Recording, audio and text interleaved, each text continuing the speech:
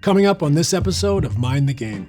Today, mailbag. We got great questions from a lot of people on Instagram, YouTube, X, and everything. Steve, what was the most surprising challenge as a head coach, and would you ever pursue it again? What do you think contributed to the growth of AR? So he came into the season a lot healthier, but also just the confidence. I hope dearly people have not forgot about Derrick Rose. What game were you most on fire? NBA Jam style.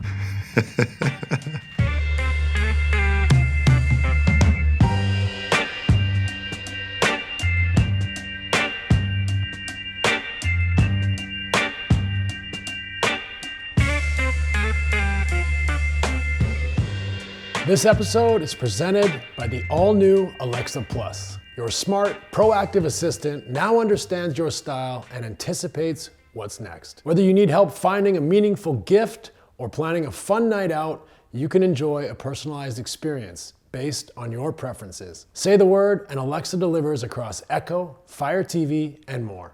Learn more at amazon.com/new Alexa. All right, we're back. Another episode of Mind the Game. There we go. Today, mailbag. Okay. You jump right to it? Yeah, let's jump right to it. We got great questions from a lot of people on Instagram, YouTube, X, and everything. So go ahead, Steve, started us off, and then we're going to just, ping pong it back to each other. Beautiful. Okay, here's one. Ollie Phipps on IG said, what year would you both say was the peak of your careers? Oh, wow. That's a great question. What year was the tough, peak? Right? For you, do you feel like everything blends into one? I don't know. I mean, it's my peak. I don't know. If you ask me what I feel like was my best season that I had, where I felt the most complete as a basketball player, I would say 2018, 2017-18 season. I felt like I could do no wrong out there on the basketball floor. Offensively, defensively, I felt no flaws in my game. I felt like every time I stepped out on the floor, I really could do everything I wanted to do. All three levels, defensively, guard all three levels. I mean, I still feel that way, but it was just another level of that, in 2017-18, with the team that we had, and so it was just, that season right there, I felt like that was probably my most complete, season. I played all 82 games, I believe, that year. And then if you include the playoffs, I played over 100 games. I didn't miss one game that season, so a lot of factors went into that. Yeah, I mean, I would say there was more than that year where you could do no wrong on the basketball court. I'll accept your answer. I'll accept your answer. For me, it's a tricky one. I would think actually the year after my MVPs, so 4, 5, 05, 06, 06, 07, I think was like raw box score, numerically my best year. I felt in total command, but it's tough. Like when you dive into the advanced stats, it could be a totally different answer. But like I felt like that was the year I had the most kind of just juice for it and skill and acumen and command. So that would probably be my year, I would say. Nice. All right, from Andrew Mesquita on Instagram, LeBron, please tell us how good Derrick Rose was pre-injuries through all the battles you've had with him on the court. I feel like folks forget how great he was in Chicago. Listen, Andrew Mesquita, I hope dearly people have not forgot about Derrick Rose. One of the most explosive players that I've ever played, one of the most competitive players I ever played. Injuries suck. They really do. And he's one of those examples. We have a lot of examples in our sport, obviously, over the years, since this game has been introduced. But the battles that I had, against D Rose when I was in Miami, when I went back to Cleveland, The guy, I think he's the youngest, if people don't know, he's the youngest MVP in our league's history. And what he meant for the Chicago Bulls, he meant even more for the city of Chicago in whole. And he's a legend, he's a great, and we all love Derrick Rose. If you have ever played basketball, have ever been a part of our league, there's not one bad thing people can say about Derrick Rose. So he was an unbelievable competitor. So we love Derrick Rose, man. Very, very well said. What a player, leader. Had a great, I thought also, like, you know, we know the explosiveness, we know he could score, we know he became, I think, an excellent playmaker, but he had a great kind of, he had a great poise about him too. You know, I think he was, the way he led his teams was, you could tell the guys followed him, they loved him, they cared about him, and that connective tissue is so important. So other than his peak being shortened by injury, you know, his level was all time. Yes, sir. All right, the next one. At Flix2013 on YouTube. Steve, what was the most surprising challenge as a head coach, and would you ever pursue it again? I don't think I would pursue it again. It was a unique situation where they came to me and said they, could use my help with this group, and was I up for it? And so that was a great moment, a great journey. Unfortunately, we were always hurt. Our big three played 16 games together in over 2 years, so we never really got to see the finish line in a lot of ways. But it was a great experience. What did I learn? One of the things I think that I didn't realize before coaching, there's a lot. But one of the things that I think was interesting was, as a head coach in today's NBA, you are, like, in a way, the CEO of a startup, in that you're bringing in a new system and culture to like 60 people. It's not just 12 players. First of all, there's 15 players and two two-ways. Right. There's 9 coaches, so including you, there could be 9, 10, 11 coaches, who knows, on a staff. There's 5 in the video room, right? There's 10 on the performance team, physios, trainers, strength and conditioning coaches, sports science. Then you have the front office. You have to be in lockstep with the GMs, assistant GMs. There's an analytics department. It might be 3, 4, 5 people in the analytics department that you're constantly interfacing with. So you add it up, if there's 50, 60 people, there's a lot more management skills that come into it, especially maybe as a young coach trying to build something. You end up putting out a lot of fires, or trying to be connective tissue, or spending your time in things that you didn't necessarily expect when you accept a coaching position. So I think that's something that in today's NBA has made coaching unlike it's ever been in any era. I think it's made it more difficult in many ways. Even though you would think by having more people it's gotten better, I don't think that's necessarily the case. I think when teams get themselves cemented, they build that culture, they build that system, the flow can make it easier, and you have more brains, you have more human capital. But as you are building it and trying to settle in what is our best system, what is our best process, how can we build out our all the different departments, performance, analytics, all those things. I haven't even mentioned players very often, right? So like there is a lot going on. You add to a player development. I think that's probably where I would say I was unaware of how tricky that balance was and how much time that took. So basically, Steve is not going back to coaching guys. This will be the last. The run of mind the game to coach it ends with JJ. All right, we got a guy. I think it's a guy. It could be a guy or a girl, but off IG at 856.dyl_. Ask the both of us, what are some of the best lessons you've learned from basketball that you apply in everyday life? Man, we say this a lot. Sport teaches us so much about life. Like you and I both learned so much from being in the fire. I think we learn, we want our kids to play sports because we know what they'll learn being on a team or having to, in an individual sport, having to stick to a routine and game plan, winning, losing, collaborating.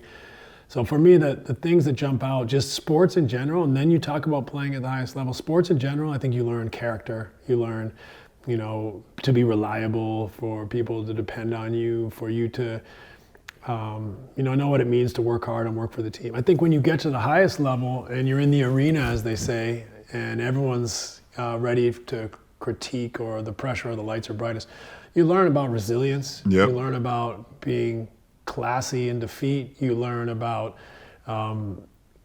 getting up the next day, licking your wounds and doing it even harder. Like that resilience, I think.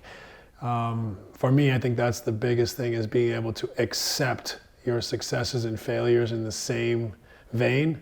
Never too high, never too low. Stay with your process and stick to the script. So that for me is something I can transfer to other areas of my life. Yeah. I piggyback what you just said on the process, just like, understanding the process and, being patient, understanding that things just not going to happen overnight, and you have to work towards whatever that is. You can, in basketball, working towards wanting to be great, and you can accommodate to life and, understanding that relationships does not just happen overnight. It's about every day applying and every day working towards it, and for me, as, being a leader of so many different franchises in my career and so many different men, understanding that how to get the most out of players, and being able to understand that the communication that you have with one player doesn't mean that you can communicate that to get the most out of this player the same way. And, I've been able to use that type of leadership into my household of now having kids, understanding, Bronny and Bryce and Zuri, they're all different.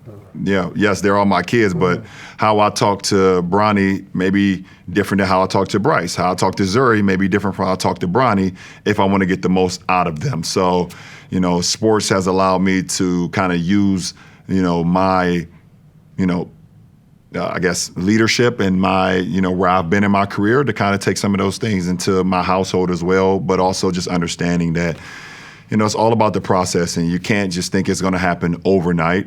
You have to go through things. Like we talk about them. It almost comes up in every episode about how the best teacher in life is experience, and that's how you learn from it. That's how you learn from it. It's a great answer. It's just funny, right? Like when you're a kid, it's so hard to understand. Like I want to be great at something. This is a 10 to 50-year commitment. Right. Like they're like, well, I want to be good tomorrow. Right. This week. Whereas it's like, no, to really, really be great at something and to kind of be in harmony with that thing is like a long-term commitment and a slow burn. So, yeah, I love your answer there.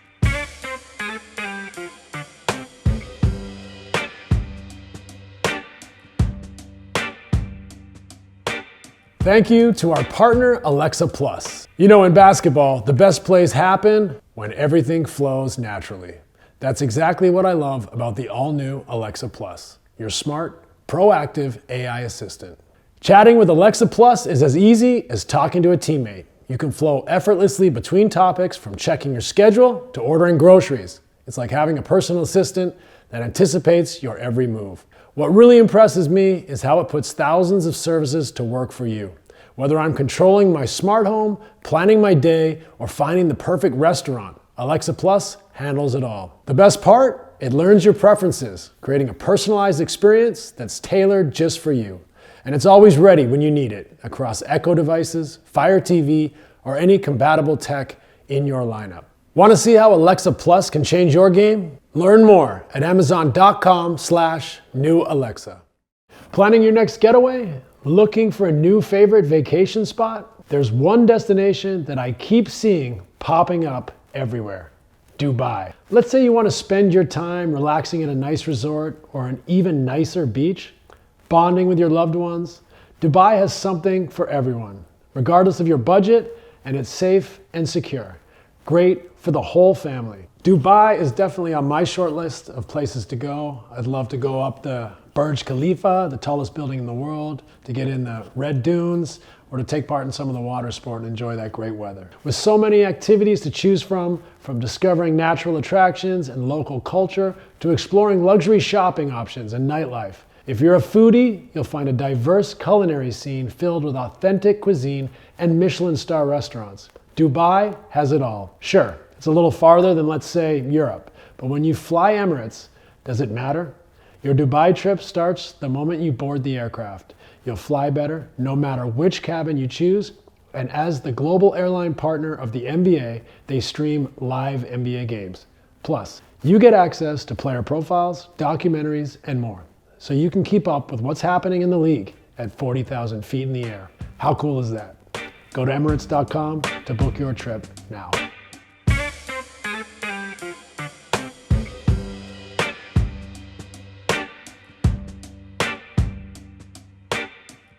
I wanted to talk about offensive rebounding a little bit. 2021 teams were the league was offensive rebounding at a 22% clip. This year it's gone up every year, more or less, and this year 27% offensive rebounding percentage league wide, which is the highest since 2012. Have you noticed this trend? I didn't notice the numbers, but you do notice a lot more teams crashing. Trying to get extra possessions. And I think the reason is that because there are so many threes that's being shot now. And there's going to be a lot of long rebounds or a lot of, it's going to be a lot of missed shots. There's the team shooting 40 and 50. Sometimes, at one point, Boston was shooting, they got 60 up a game. And, if you're shooting, 35% as a team, or if you happen to have a great shooting team and you're shooting in the 40s, that means there's 45% left of offensive rebounding to actually, to take advantage of if you're able to get that, So, yes, you definitely, you can sense it down on the court that if you're not checking for your guy, when a shot goes up, then, and it's not just, it used to be just the bigs, It used to be just the bigs and some of the forwards, but now there's point guards running in there, and there's two guards running there. There's everybody. Everybody is crashing and creating extra possessions.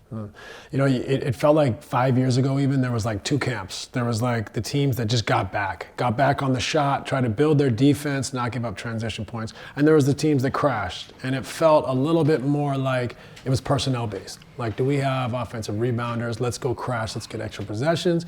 If we don't have offensive rebounders, I don't know that we want to crash and give up transition opportunities or put people in a position where they can't get back. The analytics have been proving that offensive rebounding can stop transition opportunities. One, you could give up a rebound and get an extra possession, therefore they don't get transition, obviously. But two, it crowds that painted area, that runway, I like to call it, for someone to get an outlet and start the break. So I think what's happened is a lot of teams are recognizing, well, if it's going to help our defensive transition and it could give us extra possessions, then why not go for it? It feels like more and more teams are going for it, right? Or like, let's go. Now, maybe everyone has different rules. Like, you're not going for lost causes. Right. Maybe the corner guys are running through the elbows. Maybe certain guys just have the green light. But the numbers are going up, and it's been a huge part of Houston's play. The Knicks, Detroit, all great offensive rebounding teams. But Houston is the #1 offensive team in the league right now. But on their first attempt, I think they're 10, 11, 12. They're somewhere like above average. But when you add into it that they're at 37% offensive rebounding rate at the time of recording here today, like, that's insane. And Steven Adams is getting over 1 in 4 offensive rebounds when he's on the court. So 1 in 4 misses, Steven Adams is getting that thing. And to go through like the analytics again is like our highest values are layups, free throws, then offensive rebounds. Because offensive rebounds lead to more layups, more free throws, or kick out threes. Kick out threes. Kick out threes. Right? So you can see the value of Steven Adams to that offense when we don't really consider him an offensive player. Right. And you understand that. I mean, as a competitor and as an opposing team that if you play Houston, one of the main focuses, is Steven Adams. You try to. How many cats going to go down there, right? You need the whole team plus the bench and the coaching staff and your security team to box him out. He's the strongest guy. Right? Oh my God, he's ridiculously strong. You can't box him out with 2 people. You need 3 or 4 guys around him. And then other guys get an opportunity, right? Because you got to double, triple him on the glass. Yep. Like, he puts himself in position where he can make a play on the ball even if 3 guys are trying to box him out. And so then, of course, drawing that much attention, the next one or two guys coming in has got a chance of that. Exactly. So, incredible impact. I think it's a pretty cool adjustment. Like the game is constantly evolving. We're constantly trying to find new ways and seeing the league kind of push these boundaries. Houston at this moment, time of recording, they're flirting with the highest offensive rebounding rate, this century. So it is, and they're the number one offense. Yeah. So obviously, a lot of these conversations are contextual. They're about personnel. Right. But I think seeing a league-wide jump is always kind of fun to kind of dive in and see what's happening. Yeah, and let's see how how it continues to unfold throughout the course of the season. And but it's definitely to the start of the season, it's always great to see how new dynamics and what's happening in the league today. What's changed a little bit. So let's see how it continues to unfold. For sure. Here's one from Nylon25_Ian/X, or I guess that's from X maybe. After a month into the season, what do you think contributed to the growth of AR? Do you think this is his summer work, or do you think that was right there when he left off and he just picked up? I just think AR has picked up exactly where he left off of. Confidence. He's also healthier this year than he was last year, and I know he kind of set out a couple games this year, but last year he was dealing with a toe issue late in the season.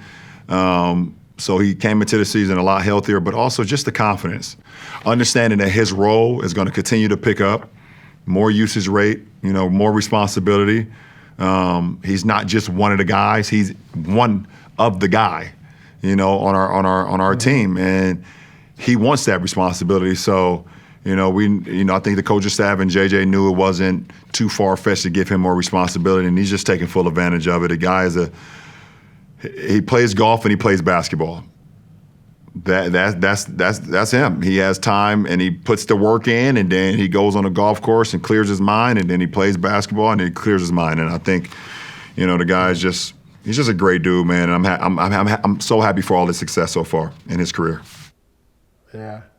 I mean, man, that dude is fun to watch. I'm curious, I'm so curious, having not known him in high school or college, what this growth has been like. I know he didn't get drafted, but maybe he kind of, in a way, worked it out to not be drafted. Right. Maybe he was a second round pick. Incredibly, incredibly fun to watch, and a guy that can do it at all three levels and play make for teammates. It's just cool to see people grow and get opportunities, make the most of them. And I also hear he can shoot a low score on the golf course. Yeah, he's damn good. He's damn dude. good. I think we got time for two more. I'll start off with this one. Okay. Oh, this is a good one right here. Okay. YouTube from YouTube how do you say this? Okay, DH Drew Casteru 6401. Drew Casteru 6401 from YouTube for the both of us. If you could take one skill set that the other has and add it to your bag, what will it be? Where do I start? You want me to go first? No, I'll go first. Definitely your hezzy pull, for sure, off the bounce. How efficient you was, no matter right hand, left hand, you were so fluent with this hezzy, get right to the pocket. Yeah, it would be the ball handling into the hezzy pull, for sure. That's not even a question when it comes to what I would take from you. Thank you. I mean, the thing that from your game that is just so far from mine is just your athleticism. Like one of the greatest athletes, movers, size, strength, to have that combination of speed, agility, strength, coordination, and then to be able to do all the stuff that, to score, to pass, to dissect. But so that combination of athleticism, what you could do in transition, what you could do in bully ball, what you could do in passing over people, you just added a whole matrix to the game that I could never even touch. Right? I could never touch that with just that ability that you were able to then put into the game of basketball. It's one thing to be an elite athlete, it's another thing then to use your athleticism to affect the game in multiple ways: defense, offense, transition, passing, scoring, bully ball, downhill drives, like that. Man, Like, I can't even imagine what it would be like to move the way you move. Oh man, don't make me blush. Thank you. Don't make me blush. Nah, you're allowed. You're allowed to blush. I'll mind the game.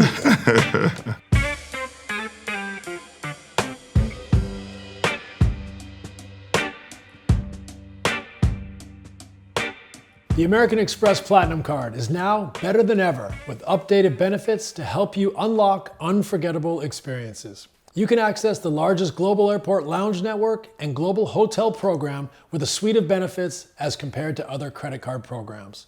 Plus, with dining benefits at over 10,000 US Resi restaurants and exclusive access to unique experiences worldwide, Platinum membership means you can turn the ordinary into the extraordinary. There's nothing like being there in person, cheering with the crowd and hearing your favorite artist play that song. When you're with Amex Platinum, those experiences can become even more unique.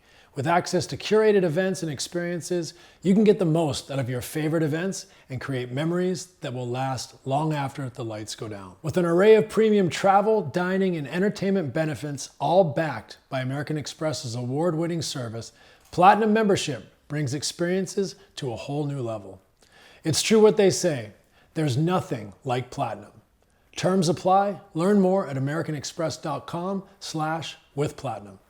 Now a word from our director Jason from one of our sponsors, DraftKings. This episode is sponsored in partnership with DraftKings. The NBA season's intensity keeps heating up, and our friends at DraftKings make the games even more exciting. Now, I've been loving their app lately, especially tracking all the player props in real time. And new customers, listen up. Bet just $5 and you'll get $200 in bonus bets if your first bet wins. Minimum odds of -500 required. DraftKings same-game parlays let you combine multiple bets from the same game for a chance at even bigger payouts. Their live betting feature enables wagering on player props and games as the action unfolds. And if sports betting isn't available in your state, check out DraftKings Pick 6, where you can compete for cash prizes. Download the DraftKings Sportsbook app and use code MIND when you sign up. New customers turn $5 into $200 in bonus bets if your bet wins. DraftKings, the crown is yours.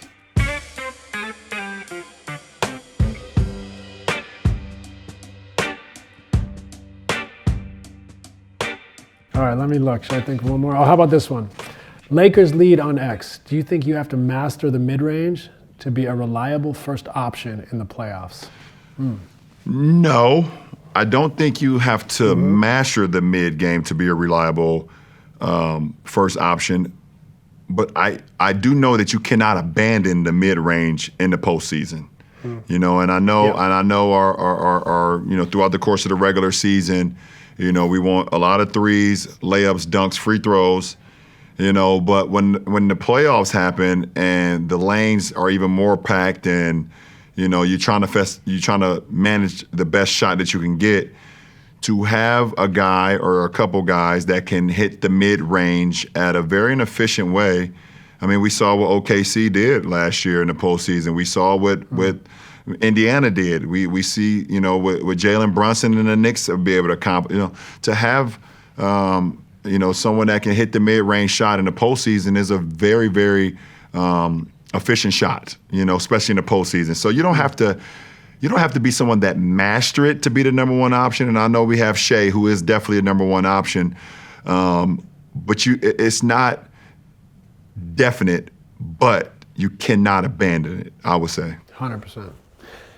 Yeah, I think it's the totality, right, of what you bring to the table. Like, but to your point, like the mid-range has to be a facet of your game because people are trying to take away everything else. They're going to try to take away rim attempts. They're going to try to take away threes. So where's the space? It's going to be in opportunities to get to a spot in the mid-range. That's just the reality. They're going to run people off the line. They're going to funnel people inside the line. Then they're going to come to help.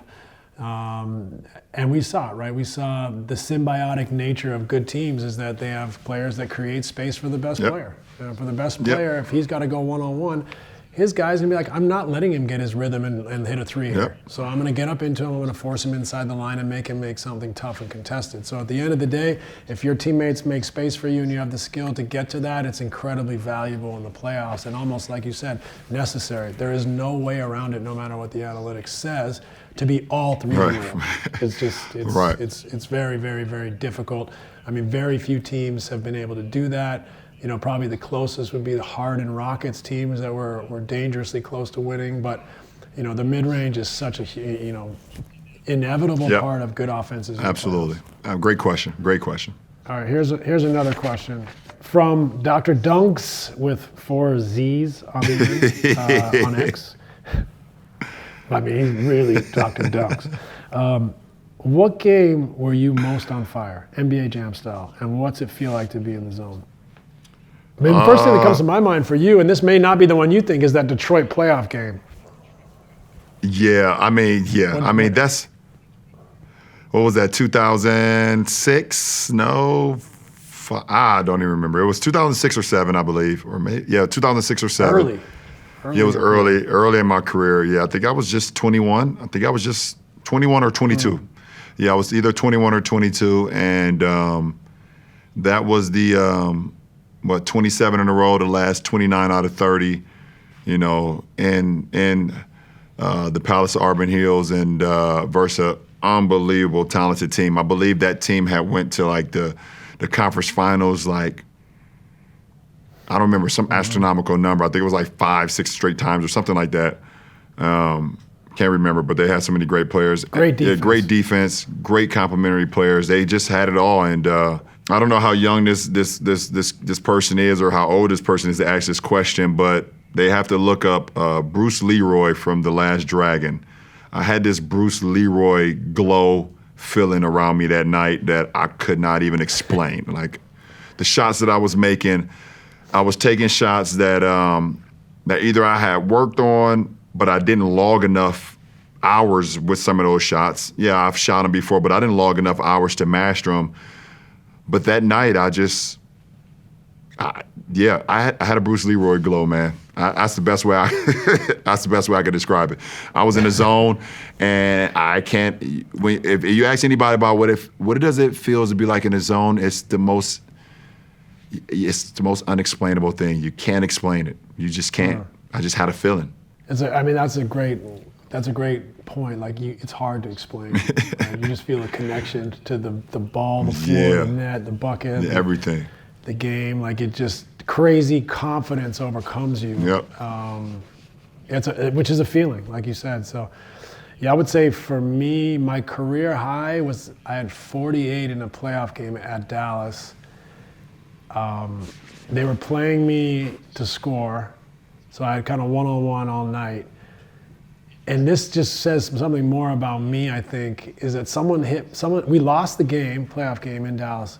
Someone came up to me after, like, you know, I don't know, just someone backstage who played hoops and was like, you had 48 in the last 3 minutes and you're trying to pass every possession.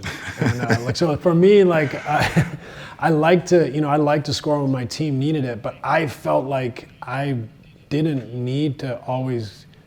I didn't want to score a ton unless I had to score a ton in that moment. I felt our team was healthier when it was a nice balance between scoring. But my whole game was built, I think, in a lot of ways, same as your game, with just different ways, like on just paint pressure, rim pressure, just always a threat to get downhill. So for me, it was really about being aggressive.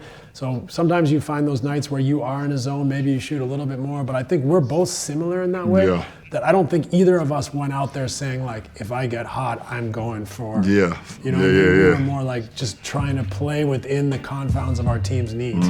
I agree.